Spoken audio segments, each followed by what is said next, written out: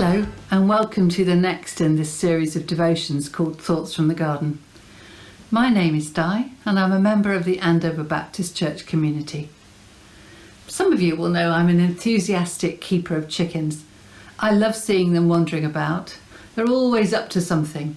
They all have their individual personalities and characteristics, and they lay some pretty amazing eggs.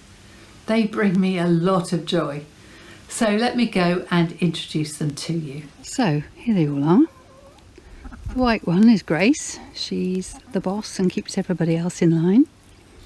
At the front here with all the gold neck feathers is Edith. The little grey one next to her is Sally. Behind Edith's pure black is Jackie. The speckledy one is Dot. And at the back there, the smallest one, is Petra. She's had a bit of a tough time of it recently. I'm going to go back inside and tell you a bit more. It started when she began molting and lost so many feathers underneath that she was pretty bald down below. Growing new feathers takes a lot out of a hen's system, and she became so weak she could hardly stand up. So I brought her indoors and kept her in a large dog crate for a couple of weeks, giving her medication and pretty much hand feeding her for a while. And little by little she started to recover, and now, although she's not quite the life and soul of the party just yet, I think she's doing pretty well. That episode reminded me of when, about 25 years ago, I was diagnosed with having breast cancer. As anyone who has been through that experience will know, finding out that you have cancer really knocks you for six for a while. I was lucky to have the support of a wonderful husband, family and friends, but facing months of unpleasant treatment is still tough. I was incredibly grateful to all my Christian friends who were praying for me, but like a true introvert, my response to shock is to try to pull right back into my shell. And I was really struggling with all the attention I was receiving from them, which was actually making me feel quite panicky. One day I was praying about this, not knowing how to put what I was feeling into words, but just imagining I was clinging on to God's feet and trusting that He would know what I meant. And He certainly did, because I received a startlingly clear picture in which I was standing in a large hall full of people praying for me out loud. The noise in the hall seemed deafening, but then it was as though God came along and said to me, "Let's leave all these folk here to get on with their praying. You and me, we'll just pop into this side room where we can be together in the quiet." And in this image, He led me into a small room off the big hall and closed the door. And I was filled with tremendous sense of peace and calm. It was a remarkable and very personal experience, and something I shall never forget.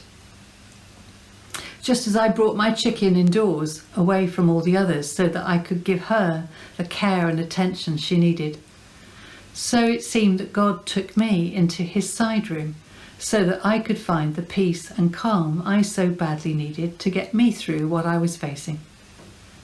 I had no idea what the outcome of my treatment would be, but that image of being in that quiet room alone with God really sustained me and gave me reassurance that wherever that journey was going to end up, God would be right there with me all along the way. We will all have to go through dark and difficult times in our lives at some point, and to imagine otherwise would be naive. For some of us, our journey will take us right through the difficulties and out the other side. For others, there might be a different ending. We have to trust in God's will for our lives in that respect. But we can know this: God knows us. He knows what we are going through right now and what we are going to have to face in the future. And He cares.